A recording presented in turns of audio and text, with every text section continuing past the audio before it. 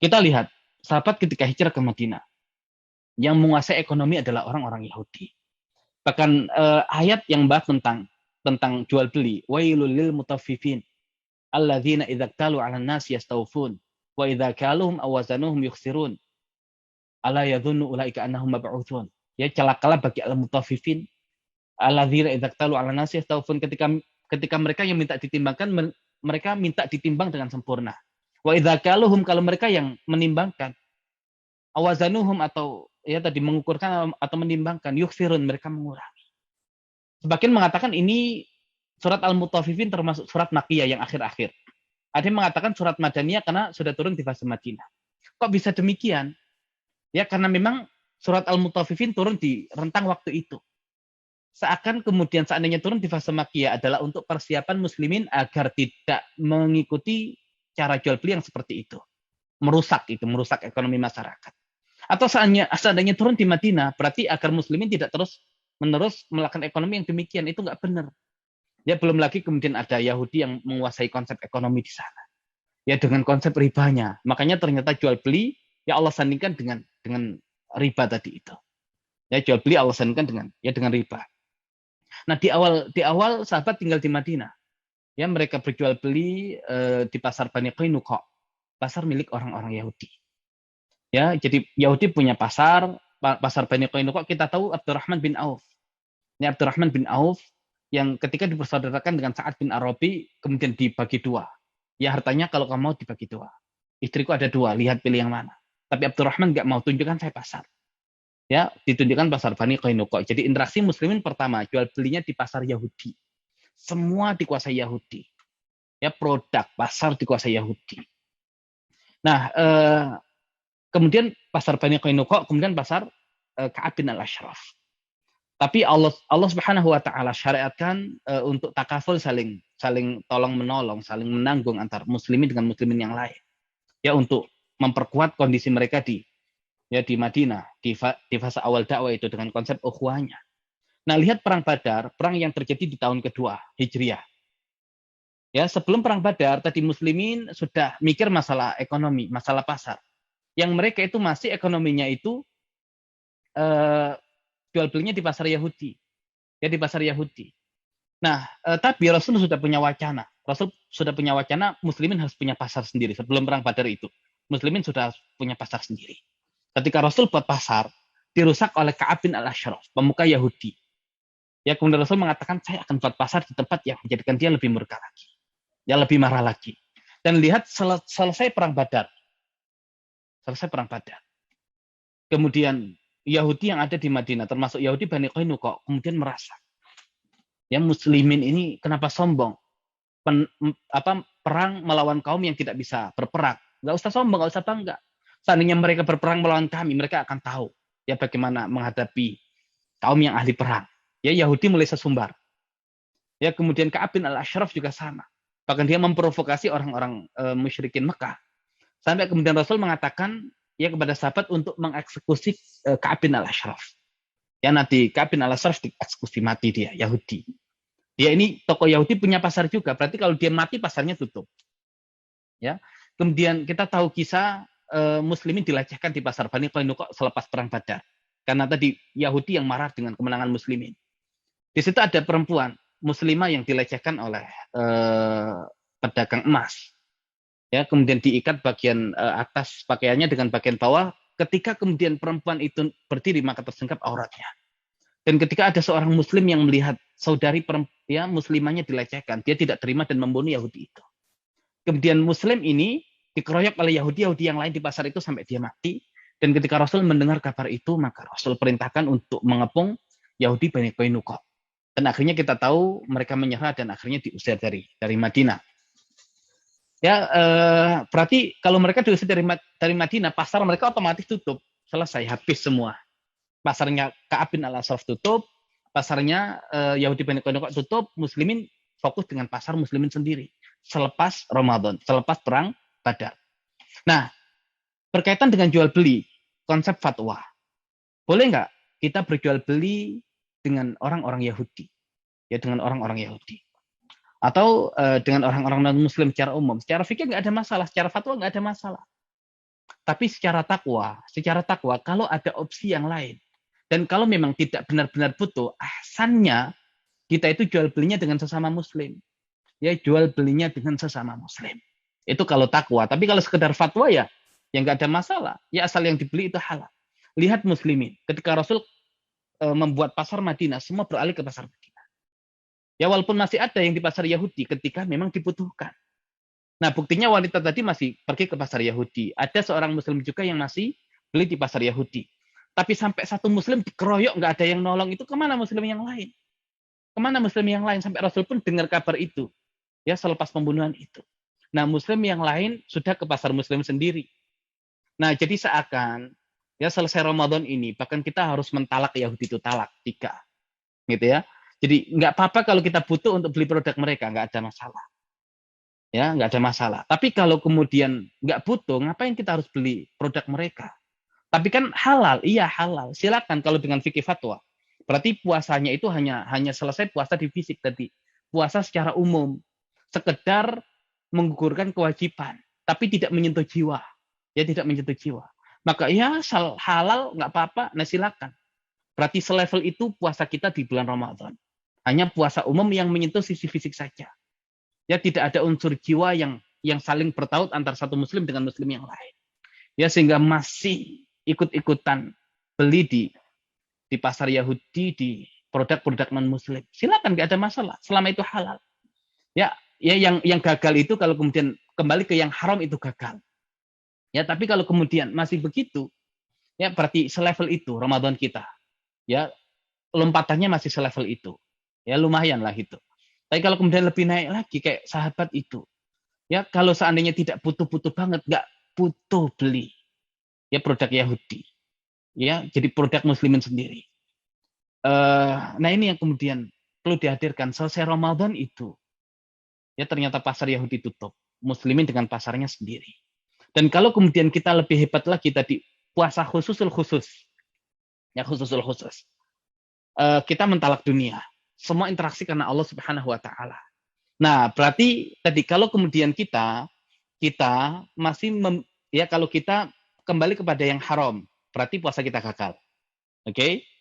Kalau kita sudah tidak kembali kepada yang haram, kita ingin yang halal saja untuk keluarga kita. Tapi masih beli produk Yahudi di saat ada opsi yang lain dari muslimin, berarti puasa kita masih puasa umum. Kemudian, kalau kita sudah bisa tidak beli produk Yahudi, produk non-muslim, dan selama ada opsi dari muslim, kita beli produk muslim. Ya, kita beralih dari produk mereka ke produk muslim, berarti puasa kita sudah khusus. Nah, puasa khusus kayak gimana? Kalau aktivitas jual beli kita, itu korelasinya dengan Allah. Ya, interaksinya dengan Allah. Transaksinya dengan Allah, tidak dengan sesama muslim. Tidak dengan sama manusia. Ya, kok bisa begitu? Maksudnya gimana? Berarti jual belinya bukan sekedar jual beli, tapi ada unsur. Ya, unsur membantu sesama muslim. Ada unsur sedekah. Nah ini makanya riba itu dilawankan dengan 2. Pertama dengan jual beli. Wa halallahu al-bai'a wa harrama riba. Di samping itu Allah hadirkan yamhaqullahu riba wa yurbis sadaqat. Maka untuk mengalahkan ekonomi mereka dibutuhkan tadi. Ya 2 hal. Jual beli otomatis sesuai dengan panduan. Makanya kita belajar ini agar ya kita bisa naik ke level yang lebih tinggi. Dan yang kedua adalah sedekah. Nah ini coba dicari ya kisah bagaimana Utsman bin Affan dengan Ali bin Abi Thalib. Sama, peristiwanya selesai Badar, selesai Ramadan. Ketika Ali bin Abi Thalib menikah dengan Fatimah. Ya, ketika menikah dengan Fatimah, yang kemudian Rasul menerima lamaran Ali setelah sebelumnya menolak lamaran Abu Bakar dan Umar. Ali bingung, tidak punya apa-apa. Bagaimana menyiapkan pernikahan dengan putri Nabi? Ali hanya punya baju perang, baju besi. Ya, yang itu harganya pun tidak seberapa, tapi itu dibutuhkan oleh Ali. Maka Utsman bin Affan ketika melihat saudaranya itu membutuhkan. Dan hal itu tidak mau sekedar dikasih. Ya, izahnya muslimin itu begitu. Makanya Allah katakan, yahsabuhumul jahilu aghni'an nata'affuf. Orang yang tidak tahu itu mengira dia kaya. Karena tidak mau meminta-minta. Nah, Utsman tahu karakter Ali begitu. Makanya akhirnya Utsman membeli baju perang milik Ali bin Abi Thalib dengan harga yang tidak biasa. Dengan harga yang tinggi karena tujuan Utsman ingin bantu Ali. Bayangkan, ya kita kalau sekarang ada produk Yahudi, ini produk Muslim, beda 100 saja kita mikir-mikir. Nah, bagaimana kemudian bisa kita kayak Utsman begitu, yang nggak peduli masalah harga. Ya kadang 100, 500, 1000 saja, yang ngapain beli di sana? Mending di sana, lebih murah 1000. 1000 kita pikirkan. Ya kita belum bisa lepas dari dunia kalau begitu. Puasa kita itu belum sampai selevel itu. Nah, ya walaupun Muslim, kalau bisa tadi terhadap Muslimnya, saudara sama Muslimnya jangan mengambil manfaat. Ya tadi memanfaatkan keadaan dengan menaikkan, nggak begitu. Ya harusnya kalau kemudian Yahudi jualnya segitu, saya harus bisa lebih murah lagi untuk saudara Muslim saya. Nah, jadi saling begitu sesama Muslim itu. Nah, kemudian dibeli oleh Utsman dengan harga yang lumayan untuk memenuhi kebutuhan Ali bin Abi Thalib. Jadi lagi-lagi bukan masalah jual belinya, tapi ada unsur tolong menolong terhadap saudara yang membutuhkan. Nah, ketika Ali menikah, ya kemudian oleh Utsman baju perang itu dihadiahkan lagi kepada Ali. Nah, apakah Utsman itu murni jual beli dengan ahli? Tidak. Utsman itu hakikatnya jual beli dengan Allah Subhanahu wa taala. Ya dengan cara apa? Dengan cara membantu saudaranya yang membutuhkan. Nah, kalau yang begini yang dihadirkan, itu pasar Yahudi tutup. Ya, jadi puasa itu sebetulnya rohnya ya adalah melepaskan kita dari unsur-unsur keduniaan. Ya sehingga jual beli itu adalah antara kita dengan Allah, dan Allah itu akan ridho kepada kita manakala tadi ya kita punya perhatian lebih terhadap saudara kita. Jadi jual beli kita tidak sekedar ya jual beli, tapi ada unsur tolong menolong. Ya ada unsur sedekah, ada unsur mengharap keberkahan dari Allah. Ya dan kalau yang demikian kita lakukan, di samping menghadirkan keridhaan Allah, juga kita bisa menutup dan menyelisih Yahudi dan ya antek-anteknya. Kalau demikian yang kita lakukan, ya maka tadi Allah akan berikan kepemimpinan kepada muslimin. Ya Allah akan berikan kepemimpinan kepada muslimin, dan di semua sektor muslimin akan ya bisa menguasai itu. Ya jadi ini yang kemudian perlu kita hadirkan. Kita lihat target kita selepas Ramadan ini. Apakah sekedar meninggalkan yang haram saja, ataukah kemudian sudah bisa beralih ke produk muslimin, atau bisa lebih-lebih lagi. Ya, aktivitas jual beli kita menjadi aktivitas ibadah kepada Allah Subhanahu wa taala, tidak sekedar ya jual beli biasa, tapi ada unsur tolong menolong, ada unsur ya sedekah di situ untuk membangkitkan ekonomi muslimin. Nah, itu yang kemudian menjadi target. Ya, kalau muslimin bisa di tahun pertama langsung selesai dengan itu, makanya di Ramadan berikutnya capaiannya lebih tinggi lagi. Ya kan dari ekonomi masuk ke sisi-sisi yang lain. Tapi kalau kita nggak tahu, ya minimal kita mulai. Syukur-syukur Ramadan ini sudah ada perubahan. Ya dan lagi-lagi itu berkaitan dengan tema ketakwaan kita. Kalau kita fatwa sekedar fatwa, ya tadi silakan, nggak ada masalah selama jual beli kita halal selesai. Tapi kalau takwa itu sampai nutup pasar Yahudi. Ya nutup pasar Yahudi. Baik, mungkin itu yang bisa kita sampaikan, dan sengaja agak panjang ya karena di sini tema kita bukan sekedar membahas tentang fikih, muamalahnya yang berkaitan dengan hukum. Insya Allah itu nanti kita lanjutkan selepas Ramadan, kita dalami lagi, tapi ini ya jual beli sebagai sebuah aktivitas yang punya korelasi dengan puasa kita, punya korelasi dengan bulan Ramadan kita, punya korelasi dengan tema besar surat Al-Baqarah, yaitu kepemimpinan di muka bumi. Wallah a'lam bishawab. Kita kembalikan ke Ustaz Dhani. Baik, ya berkaitan dengan darurat, kan makanya nanti ada al-darurah, ada al-daruriyah, ada al-hajiyah, ada al-tahsiniyah. Al-daruriyah itu sesuatu yang harus dipenuhi. Kalau tidak dipenuhi, itu bisa berpengaruh kepada kehidupan kita, atau menjadikan hidup kita itu sulitnya luar biasa, itu darurat. Ya, jadi kalau belum mengancam jiwa kita, dan belum menjadikan hidup kita sulit sesulit-sulitnya, itu belum darurat. Ya, jadi kalau sudah sampai selevel itu, maka itu darurat. Dan darurat ya nanti ada dua hal. Ya, contohnya misalkan masalah vaksin. Ya, masalah vaksin. Seandainya memang dibuat dari sesuatu yang haram, seandainya ya jelas keharamannya, tapi di ranah yang darurat. Contohnya kalau tidak divaksin, ya bakal menimbulkan kematian misalkan. Ya seperti orang yang kelaparan, adanya babi, nggak apa-apa dimakan babi. Darurat. Ya untuk menjaga hidup. Nah, jadi ini darurat pertama. Jadi kalau kemudian vaksin itu bisa dibuktikan orang kalau nggak begitu akan mati semua, gitu ya, maka vaksin menjadi boleh dilakukan walaupun dari bahan yang haram. Ya, laki-laki ini kenapa dari bahan yang haram? Karena yang buat bukan muslimin. Karena yang megang bukan muslimin. Makanya semua sisi itu harus dipegang oleh muslimin. Khalifahnya harus muslimin. Maka kita nggak akan ribut masalah yang haram-haram lagi kalau yang produksi adalah muslimin.